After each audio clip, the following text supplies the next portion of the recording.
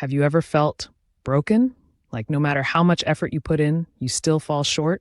If yes, this story is for you. Once upon a time, there was an old man who carried water from a river to his home every single day. He used a wooden pole with two large clay pots tied on either end. One pot was perfect, shiny, strong, and proud. It had no cracks. The other pot had a crack and water leaked from it. Every time they walked back, half the water would leak out. After years of this, the cracked pot felt ashamed.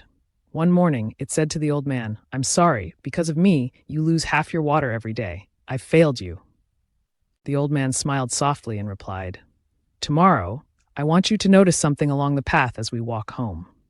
The next day, as they walked back from the river, the cracked pot noticed one side of the path was barren and dry, and other side of the path having beautiful, bright, colorful flowers blooming all along one side of the path. When they reached home, the old man said, "Did you see those flowers? I planted seeds on your side of the road, and every day you've been watering them without even knowing.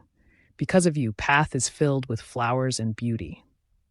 The cracked pot was silent, and then it smiled for the first time in years. It finally understood. What it saw as a flaw was actually its gift.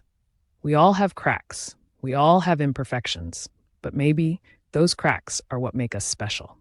Maybe they're helping someone else bloom, even if we don't. So the next time you feel broken, remember, even a cracked pot can make the world beautiful. Moral: our flaws and imperfections do not define our weakness. They can become our greatest strength.